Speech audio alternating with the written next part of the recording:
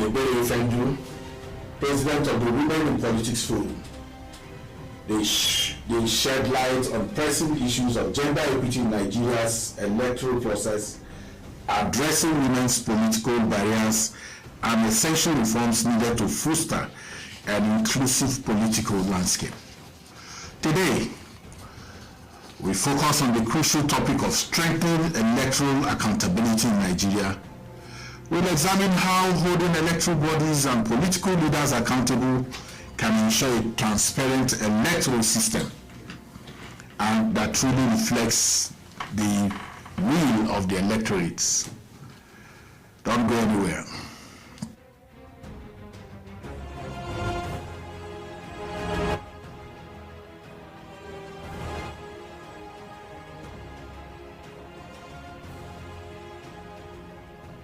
Inclusive dialogue among citizens from varied backgrounds concerning electoral reform and constitutional amendment, possibly also to enhance public understanding and awareness regarding electoral reform, and compile and present citizen-derived recommendations to relevant bodies and Independent National Electoral Commission for consideration. This program is brought to you by Peering Advocacy and Advancement Center in Africa, PACA, with support from MacArthur Foundation. By the way, MacArthur Foundation celebrated their 30th year anniversary in Nigeria. Huge congratulations to Dr. Kole Shetima and the MacArthur family for that very remarkable accomplishments in Nigeria. Electoral accountability is a cornerstone of any democracy, ensuring that the process is fair, transparent, and reflects the will of the people. In Nigeria, the need to strengthen electoral accountability has become more urgent, with various reforms being called for to address systemic issues like electoral fraud, misconduct, and corruption. From ensuring that election officials and political parties are held accountable to empowering citizens to act as watchdogs, there are several critical measures needed to safeguard Nigeria's election. Today, we'll explore how Nigeria can enforce stronger mechanisms to enhance accountability in the electoral process. How do we create an environment where election malpractices are minimized, if not eradicated? What roles can citizens, civil society, and government agencies play in achieving this? Are the current reforms enough, or do we need more stringent measures to protect the integrity of Nigeria's elections? Joining us in this discussion this morning is Auwal Musa Rafsanjani, Executive Director of Civil Society Legislative Advocacy Center, CISLAC. A hugely respected civil society leader, Rafsanjani is a seasoned advocate for democratic governance and human rights. He founded CISLAC to promote legislative advocacy and has been instrumental in pushing for reforms across Nigeria and not just our continent. He is also a public commentator on both national and international media and has represented civil society in various key national issues. Raf, it's my huge pleasure to welcome you to Electoral Reform Hour on Radio Nigeria. Thank you very much, and thank you, listeners. How has it been with you? Well, we are pushing. We still continue to advocate for good governance in this country, because we have no option than to sustain the effort so that Nigeria can actually see and benefit and peel the dividends of democracy. Some of our friends have nicknamed you Travel. They've added Raf Travel to your name. So it's a huge, I'm excited that we're able to get you to come on the program this morning. What are the various forms of corruption that distorts electoral process in Nigeria? Are there specific reforms that you think are necessary to mitigate these corrupt practices? and enhance the integrity of elections. And the importance of asking you this is that, you double in many fronts as an anti-corruption advocate, and your deep work in the legislature is also something that is important to us. So shed more light on what do you think are the big elephant in the room in terms of corruption, and what do you hope, what are the mitigating factors? Thank you very much. It's very clear Nigerians, they opted for democracy with the hope that democracy gives hope and opportunities for them to better their life, for them to live well, for them to be secured and protected. This is the reason why many activists in the past have worked very hard, confronted the military dictators, facing, all sort of demonization, facing all sort of discomforts. Many people had to even go for exile for their life. Many people were not even lucky, they were killed. And some of Nigerians were also incarcerated without even trial. And many people also deprived themselves of opportunities to enjoy and become collaborators with the military dictators.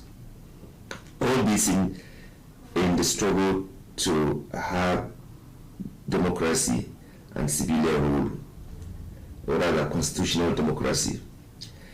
Now, having waged that struggle to restore constitutional democracy in Nigeria, Nigerians did not expect what we are seeing today as a product of all these sustained efforts to return to democratic, or to return to constitutional democracy in Nigeria. Now, there are some certain very important factors that, if you are going to really actually have transparent, accountable, responsible, inclusive electoral process, that you must have in place. Number one,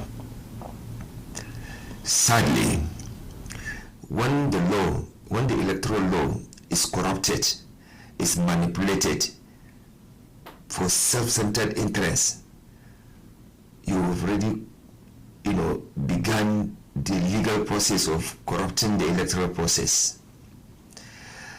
It is very clear that some desperate politician who did not have public support, who did not have integrity, who did not have expertise and capacity, they resort to using the law to manipulate the electoral process so that they can actually position themselves, for leadership position or for electoral declaration, because it's not even success, because success is when you work hard and you really truly come out from that process. But people can just be declared because of certain things that they have done. So if you have a corrupted or manipulated electoral process, you have done incredible damage. Secondly, when you have electoral body, and in particular the commissioners that are party members, in fact non-party members, appointed as electoral commissioners, you have also eroded the confidence of neutrality and even our constitutional provision, because our constitution is very clear. Our constitution does not allow, party members to be in the electoral body, because it is supposed to be a neutral, independent body. Now, what we are seeing our electoral body being populated with party loyalists, So that's a major challenge toward having electoral transparency. The third problems that we have in terms of compromising the electoral transparency is when you have a political party that completely, the absence of internal democracy is being, actually hijacked or controlled by someone with dirty money, then you have already demolished the process or the processes that will lead to having a party structure based on democratic tenets. Because those individuals with dirty money now becomes the sole financier of that party. Secondly, when you have such a situation where you do not have internal democracy, the members are not participating or are not allowed to participate in the decision making and also in the process that will lead to bringing in a candidate. When a situation whereby the political party's primaries are equally hijacked, and at the end of the day, what you have is either a poor person or one criminal, person or merchant of even violence and corruption being put forward as a candidate of the party for the election. That you have already compromised the process. Yeah, Raf. So the late Professor Abubakar Momo will say you have problematized. What you have done is to problematize. Yes. But I know that civil society has pushed incrementally and there are positives. There are things that have happened. Is it possible for you to highlight some of those positives that has happened with our incremental push for reforms? And then secondly, talk about some of the challenges that have been encountered in the process of some of these reforms. So obviously, as a result of the sustained advocacy of civil society organizations, we have made some progress in terms of supporting the INEC to do the needful. We have also made incredible amount of work with the citizens to educate and sensitize them in terms of their responsibility as a responsible citizens who are supposed to vote and who are supposed to comply with the electoral process, and other due process. We've made a lot of progress. We've raised the consciousness of Nigerians to understand that their vote matters and that they have the right as citizens to exercise that right, and while exercising that right, they should vote wisely, not to vote for crooks and criminals who will only come to campaign and they will not see him till after 4 years. So in that area, we have been able to sufficiently carry out civic education, voter education, political education in that regard. We have also done sufficient campaign in terms of the electoral reform. The number of interventions that we have done as civil society that help to push the legislature to carry out certain legislative reforms that were actually as a result of the advocacy and pushing from the civil society. So we've done that. We have also been campaigning in terms of bringing some level of decorum in terms of use of money, in terms of political party financing, in terms of also the role of security agencies. We've done all that and we've seen some level of improvement. With regard to INEC itself, we have done some, a lot of intervention, like using, technology to at least move from this analog, which allows for fraudulent voting, exercise in this country, to, first even registering, the voters in a more, electronic way. Now you cannot go and have 2 or 3 identities. These are all reforms that have been done to reform our electoral process, which civil society championed this, effort. And I think, it is absolutely necessary that we continue, because the issues are there and there are many. Now civil society is equally working towards monitoring the conduct of the judiciary, because the judiciary has now become, or is trying to even replace INEC as announcer or declarer of a winner or loser.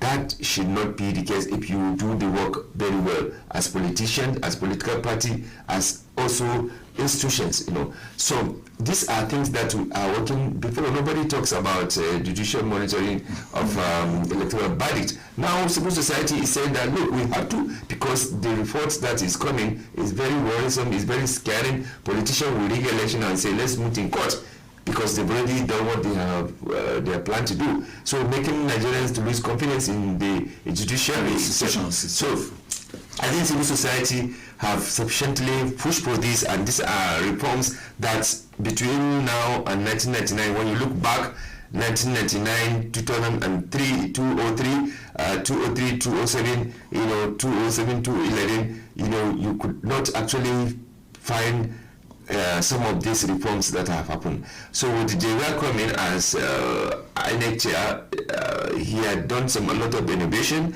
and the current chair has also built on that effort. So it is ongoing. In fact, it's a continuous effort that we must continue to do, so that we can have a more responsible, more transparent and accountable electoral process that Nigerians can believe in, that can, in fact, Nigeria can actually showcase internationally. We have a lot of good lessons that we can actually show to other world, but sometimes we are not also promoting the good work that we have done in this country. That's why we're doing this on Radio Nigeria. And then talking about 1999,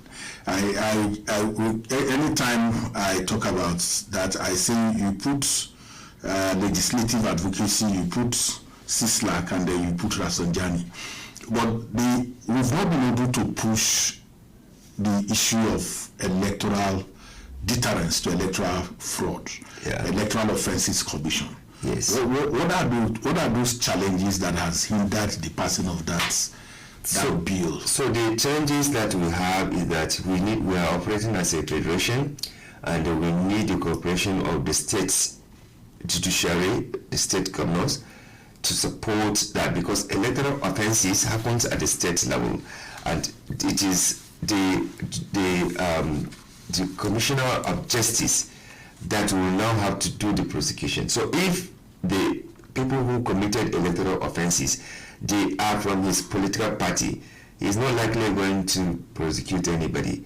So there is need to reform the law to allow federal agencies, as you know very well now, some governors have gone to the court to stop EFCC and ICPC, EFCC, ICPC and NFIU from investigating, corruption in their state. That is to tell you how determined corrupt people in this country are working hard to circumvent laws to ensure that they actually democratize looting and corruption in Nigeria. So the same thing also with this. We need to have a conversation, we need to have dialogue with all the necessary stakeholders to ensure that Electoral Offences Commission actually see the light of the day and is applicable in the state, and that the federal agency can actually prosecute. Because if you continue to leave it in the hands of those state commissioner of justice, if it is the ruling party in that state that commits such kind of atrocities, nothing is going to happen. So it is an advocacy that we are continuing to push to ensure that we sanitize the electoral process, because if there's no deterrent, I tell you, people will continue to do what they are doing. You cannot turn electoral process into a violence process. You cannot turn electoral process into a money-making venture. You cannot turn electoral process into blackmail, insult, and all sorts of things that are even scaring decent women and men from joining politics. Because part of the reason why we are seeing absent of so many respected, people in our political, electoral process is because they don't want to be, involved in any violence, because many people, they have to hire people to kill people, they have to hire people to engage in the violence, they have to hire people to go and disrupt rallies and campaigns. That's not what democracy is all about. Democracy is about contest of idea. Sell your manifesto, sell your integrity, sell your competency, sell your agenda. With the agenda you are proposing is what Nigerians sit with. They will follow you. You do not need to go and hire people to kill them or use the security in some instances, to do what you want to do to payroll you, or use even the electoral body to payroll you, or even use other institutions that you have. So I think there's every content reason why we need to continue to push to have Electoral Offences Commission in this country, because we need to sanitize the process, we need to secure the process, we need to make sure that people cannot commit this kind of atrocities and get away with it. If you know that when you do XYZ, you will be punished, I think people will have some, deterrent. Yeah, I allow you to really, like I keep saying, the opportunity to drag you in here will squeeze out whatever it is we can get within the really short time that we have. So I'm going to do a double barrel, because we are going on a home stretch of a little break in a short while. Two things that are coming out. A lot of people talk about neutrality of INEC, and they pin it down on the continued appointment of both the INEC chair and the commissioners by the president. People are, the Justice Waste thing and all of that. You can share your thoughts on what you think can happen around the neutrality of the electoral management body. The second thing we talked about was about decent, respected people coming out for elections and all of that. And a lot of people have said, could we try the independent candidacy option? If you can run through them in the short time that we have before we go on break, then those two double barrel questions. Yeah. So let me start with the electoral management body. It is not the people that are saying, it is our constitution, it is our law, that you must not put people who are card-carrying members. It's very clear. Because once you do that, you already put other parties at disadvantage level. And everybody knows what people will do. In fact, the kind of pressure that even INEC staff get from the politicians is enormous. Not to talk about now having official party members sitting on that body. It means that the ruling party officials... No, I don't think that's the challenge. The people are saying that the president, whether a good person, whether it is a non-party card-carrying person or not, that the president should not appoint. No, I'm just telling you what the constitution also says. The constitution says we have to have people with impeccable character. We have to have people that are responsible, that are decent, that have no baggage of corruption, that are not involved in the party issue. That is the first principle. Then the second principle is about the appointment. Now a lot of Nigerians are actually advocating that the president should only approve or choose from a proposal, because in some other countries they advertise the position, and if you believe that you have met the requirement, then you apply and then become a commissioner. Then in that case the process is purely independent, and that you can also submit yourself to a scrutiny, to oversight, and people will have confidence that this is not a card-carrying member. So I think that may also be another solution to this process that people are already faulting, because since 1999 the political elite have continued to hold on that, and that is in balance of our constitutional provision, and also globally, when you look at the best practice, that is not what we are doing. Regarding the independent candidature, yes, Nigerians are frustrated because of the way our political parties operate, because of the manipulation, control, and dictatorship, and total lack of internal democracy within the framework of our political parties. Some people have begun to advocate for independent candidature. Now, this is a short solution. It's not a durable solution, because you are going into public office. There must be, kind of accountability. When you are coming from political party, you must be accountable. You must render account. Ideally, that's the ideal thing, not necessarily what is happening in Nigeria.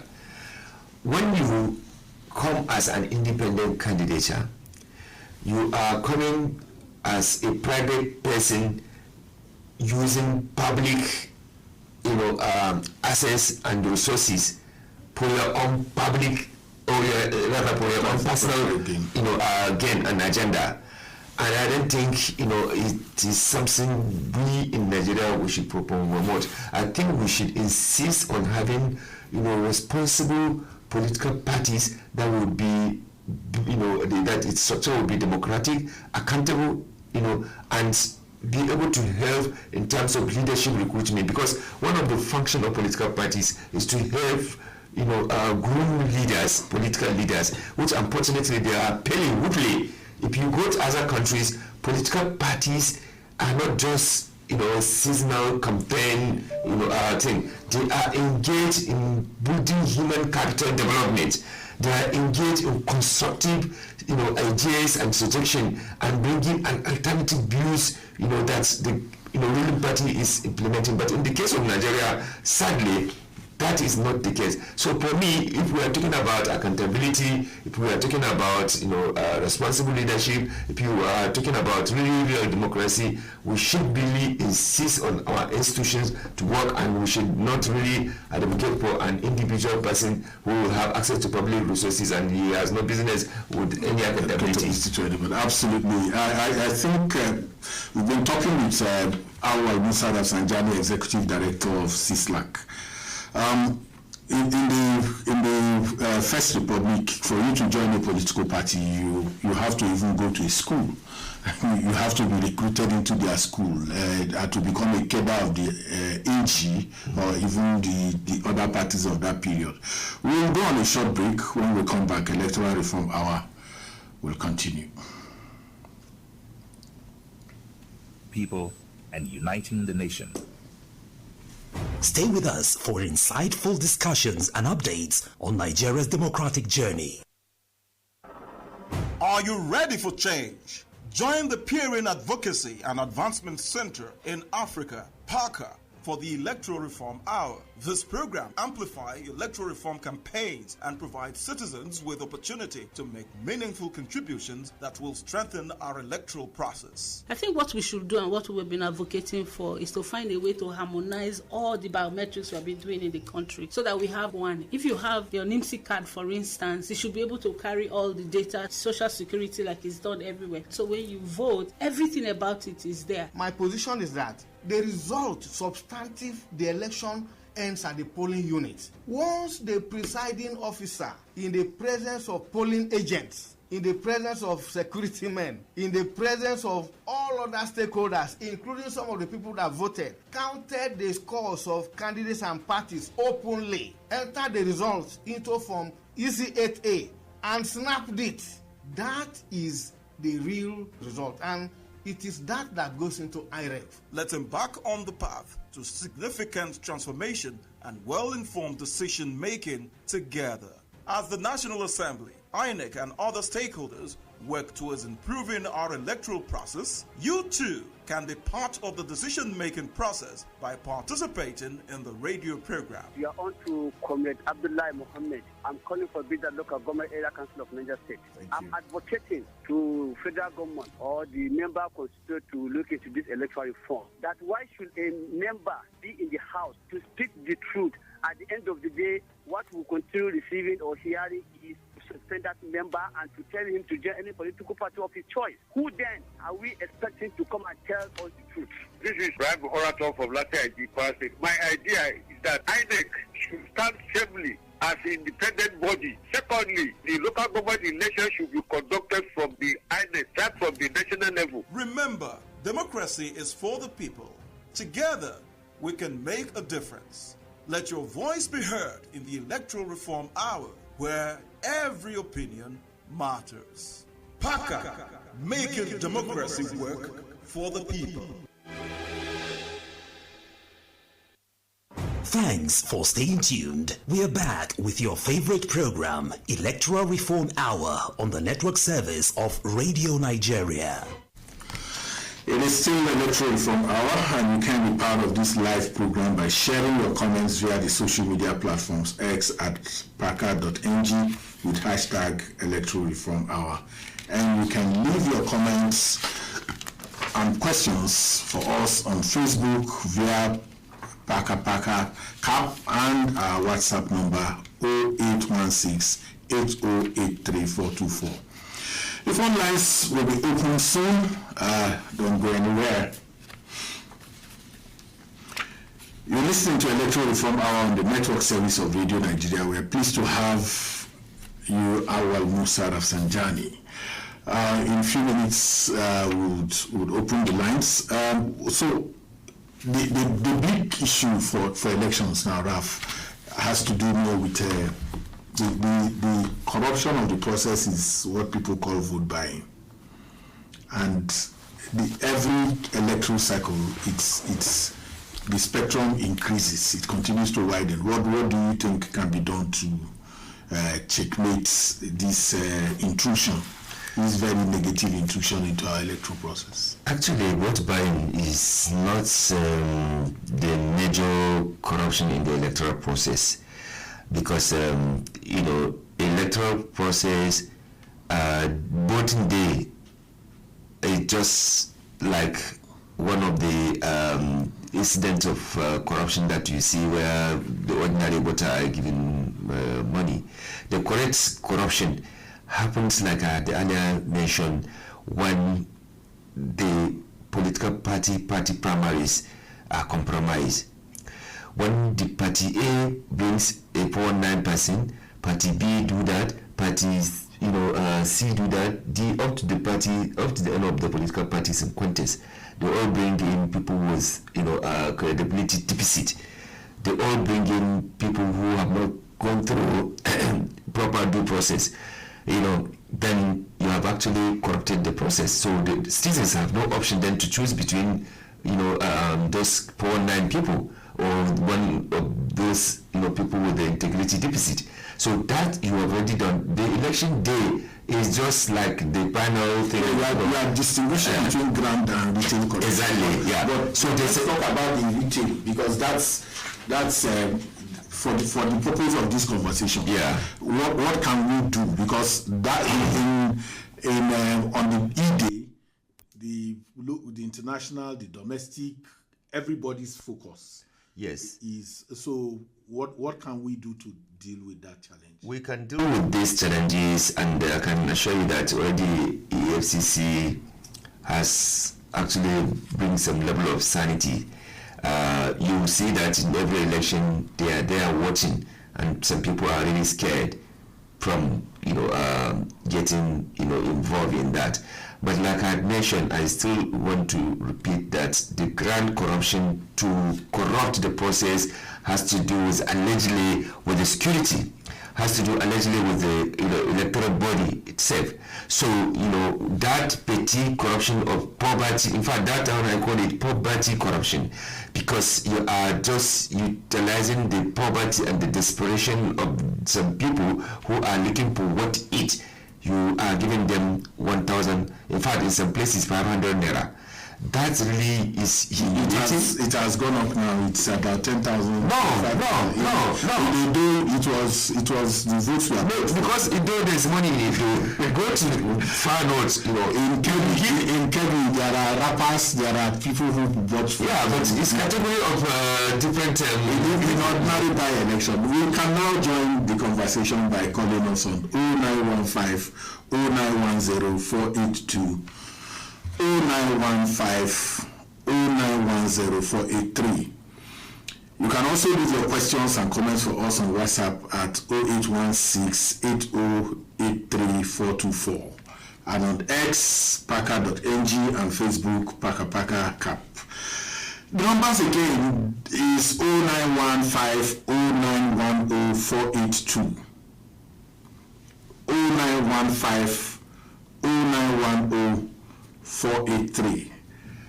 So that's continue your thoughts. Yeah, so the point I'm making is that when we are looking at vote buying, it's going beyond just giving the voters on the day of the voting. There's also judiciary, allegedly are involved, heavily involved in this, electoral corruption because of the role they play to determine who wins or who does not win. So if you take INEC, if you take, security agencies, if you take, judiciary, these are visible institutions that Nigerians are crying, and that is why we need to do something to minimize the instances of corruption in the electoral process, because democracy, if you have mortgaged all this, Nigerians will then see democracy as just a joke. If they cannot board somebody that they know truly wins the election, he won the election, and then you truncate the success of that, and simply because you have the judiciary, you have some people with the lose money, they can go and buy whatever they. In fact, now the new politician actually they don't even waste their time campaigning. They just get enough money, allegedly, give to these institutions we mentioned, and then they will declare you. In this 2023 election, some people did not even contest election. There are some cases where if you contest presidential election, you are not allowed to contest senator or governor. But we see some people contested, and yet they have become senators. These are all part of corruption we are talking about in the electoral process. So the poor man and woman, who is desperately looking for how to eat because the politician have deprived him and her, access to water, access to food, access to job, access to, livelihood, access to security.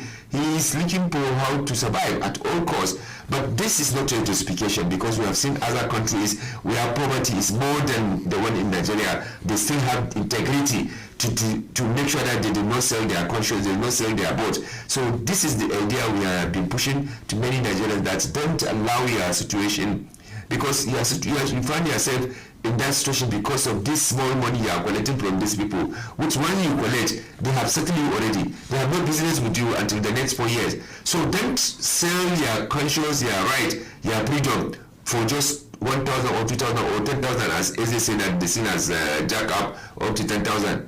I am not sure if this is the practice everywhere, but I know that in many places in the north, with just 1,000, with 500, you can bribe people to sell their votes, to sell their conscience, which is really bad.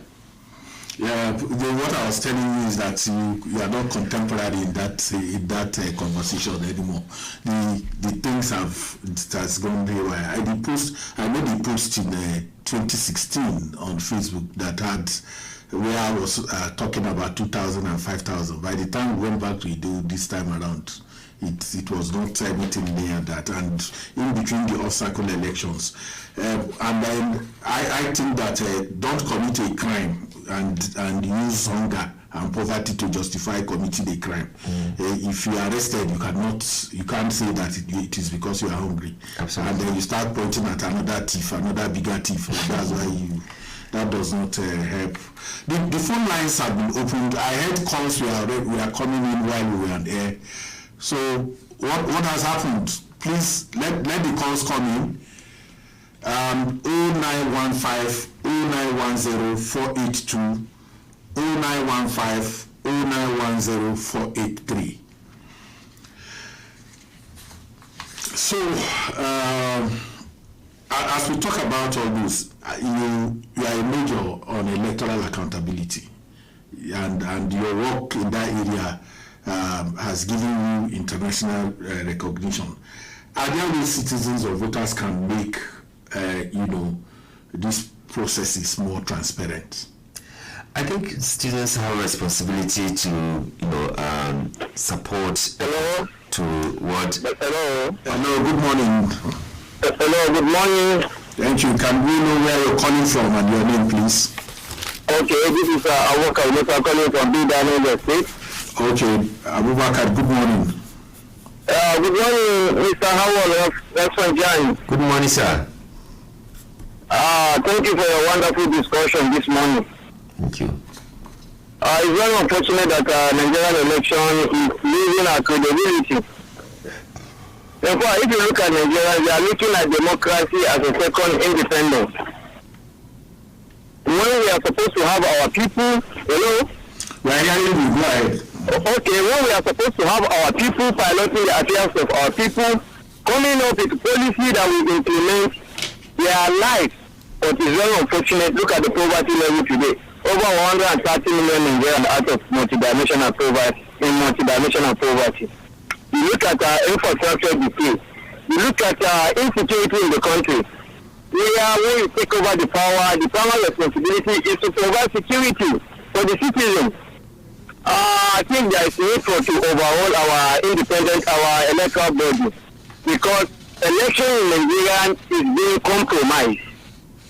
You see, elections are not held as a result of insecurity, and you see results being released. It happened in my state last general election. I don't care who become the president of this country, or who become the governor, or who become my elected representative, but let's have a credible leader. And for us to do that, INEC must raise up to our own responsibility. INEC has been performing SWOT analysis after election, but look at what happened in a day election. So what I'm calling on is for us to ensure that we have a credible election where we have credible candidates representing each various constituency. We should have an election that will not be determined by the hollow chamber, because elections today are being determined by hollow chambers. Millions of naira is being used in litigation towards election because of failure of INEC. And I think Mr. Auwal Rafsanjani, you and your colleagues, we have to ensure that we have electoral umpires and REC and chairman of the Independent Electoral Commission being nominated by civil societies, not by the presidency. Because if you look at most of the REC and electoral umpires are being partisan in the country. Kudos to Professor Jega in the last election. Thank you for your points. Thank you. The question of credible candidates is not in the hand of INEC. It is a responsibility of the political parties to produce what we call credible. And then when they bring the credible or incredible candidate, if there is anything like that, it is the responsibility of the voters to make a choice. Yes. But the point we are making is that if you bring candidates that are not credible across the parties, then the choices are very limited. So, what you've heard, Abubakar, going back to the points that you raised earlier, you want to make a response to him? Yeah, so, I mean, they say that we've been, government has been violating the constitutional prohibition of ensuring that you have people with pickable character, people who are not partisan, but today you can point people who are actually political party card-carrying members. You remember some couple of years during Buhari, when they even brought in people who come to television to insult Nigerians and who are promoters of the party, the ruling party. Civil society actually fought and insisted that at least one of those nominee had to be dropped. Not just one. We had about a few of them. Yeah. So I mean, talking about those ones that are well known, insulting, and abusing people, because you disagree with the ruling party, policies. That person was very notorious on attack on Nigerians. So at least civil society sustained advocacy to make sure that one did not, because it would have actually compromised the entire process. So I think it is important that civil society, and the Nigerian people continue to speak about this. I've always tell people that, look, civil society, they are just catalysts. They are just, helping to bridge the gap. They are just helping to serve as a mobilization tools.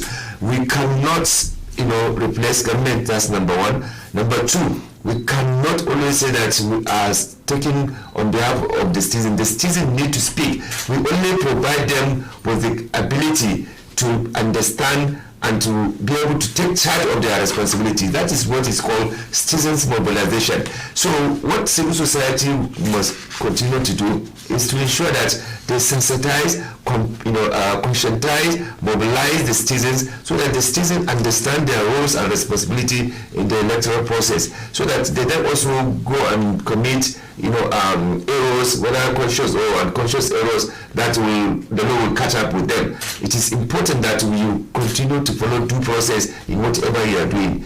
If anybody comes with the money to give you, did not collect that money, because it's a disease, it's a virus, because once you collect that, whether it is wrapper, whether it is Maggi, whether it is this thing, which is also stolen from your own money, because most of these things are actually, people who are also in power that are also using that money. Like we've seen some people during the COVID, they were given palliative. They kept that palliative, and only for them to come out, with those palliative items during campaign or during birthday party. So citizens first need to also arrange themselves, mobilize themselves, organize themselves, which is one thing that is missing in our democratic, experiment in Nigeria. Nigerians, they need to organize themselves, not on the basis of all these, primordial sentiments that people are pushing. What, you now see them when they are pushing for every religious thing. When they get there, they are looting, they are enjoying with the other people that they are castigating people.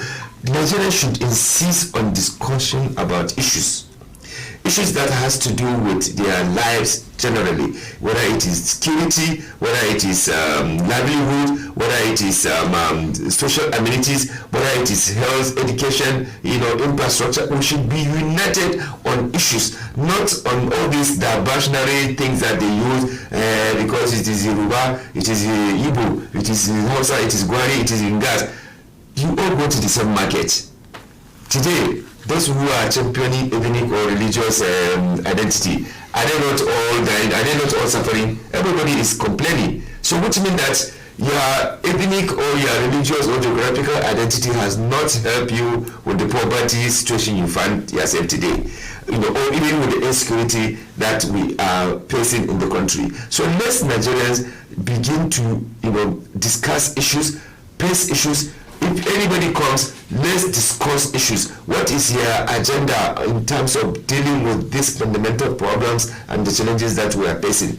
Not come and be, doing all sort of bashing, when these are the real issues. These are the real things that we are supposed to face. But you are now coming with ethnic or religious or geographical, agenda, which is not serving or helping anybody, except those who are promoting that cause. So I think for me, let's civil society continue to insist and advocate that, look, we must follow our law. We must follow our law. We must follow due process.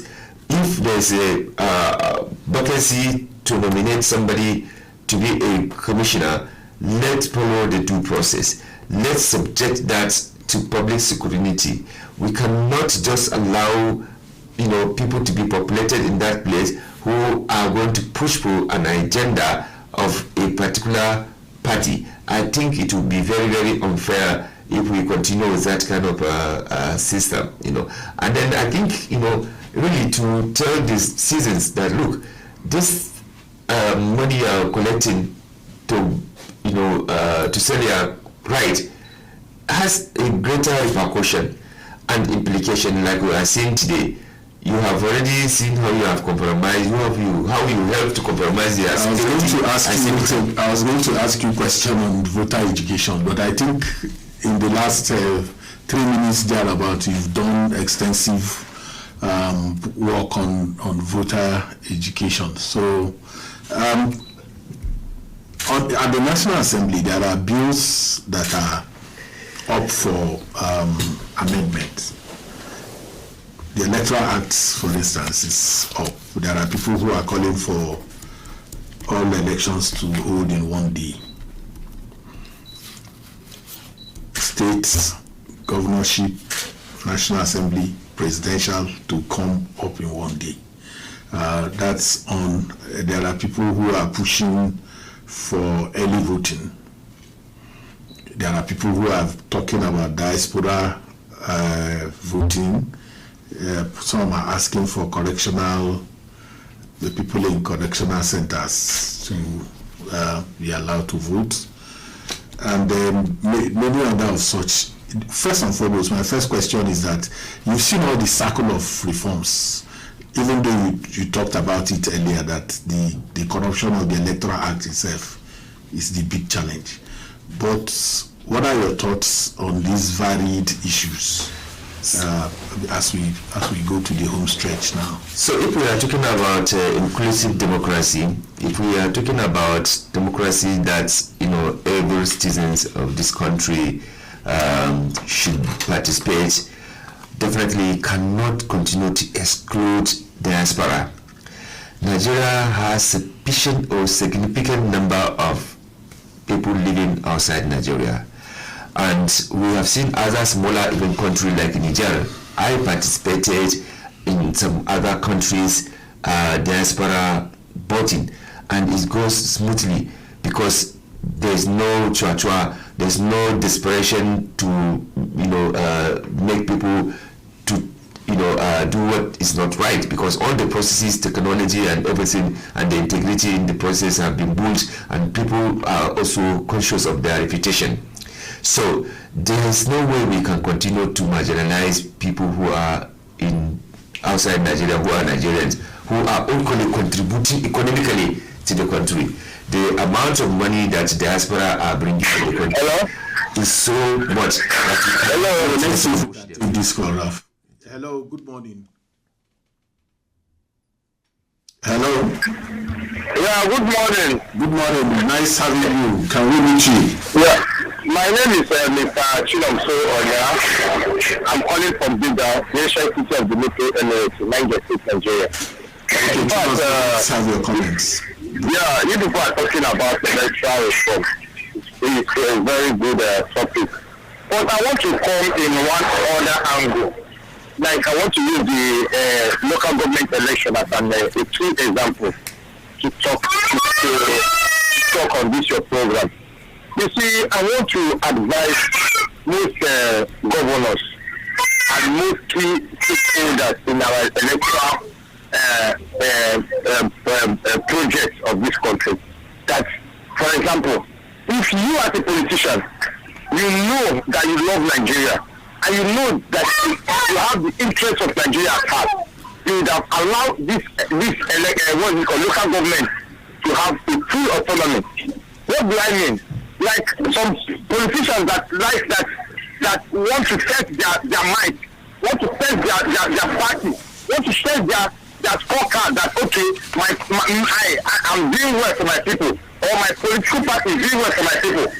Because I want to say it for free that if you want to test yourself as a politician, go to the grassroots, allow the local government election to hold, and let it be free and fair. Then when the election is held in local government, if your party wins your ward or your local government, that means you are doing well.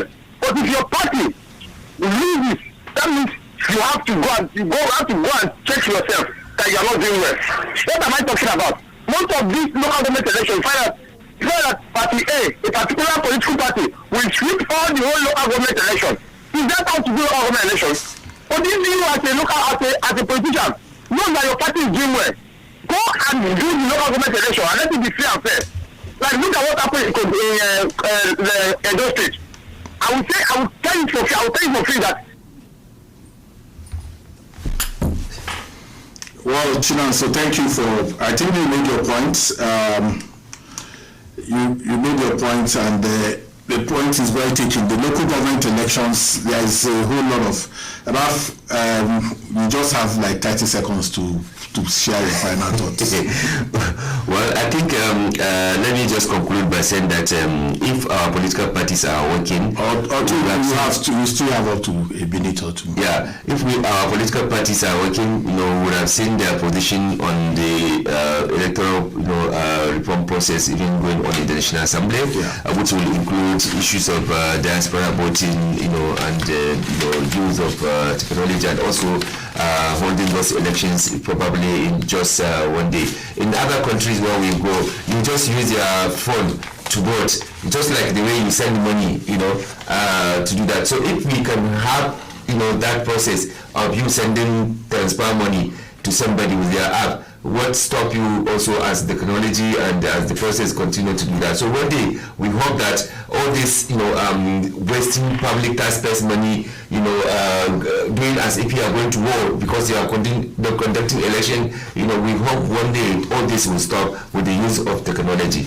And I want to conclude by saying that the quest for electoral reforms or electoral transparency in Nigeria and consolidating democracy is a work in progress, and we must continue to do that, and we must ensure that all the stakeholders, political parties, electoral body, civil society, the relevant security agencies involved, and even the judiciary, they must all come together to salvage the democracy. The contribution they are making has a positive or negative impact in consolidating democracy and making Nigerians to continue to have faith in democracy.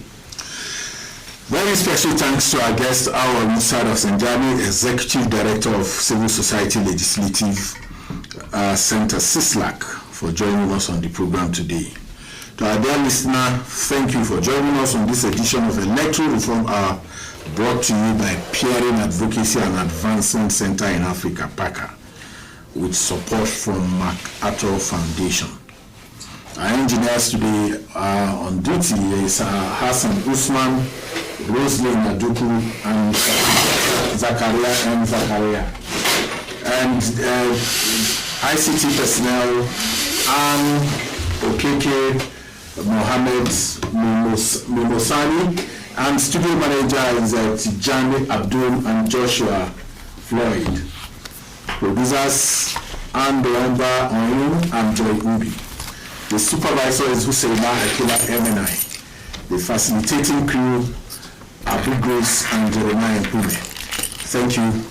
See you next week.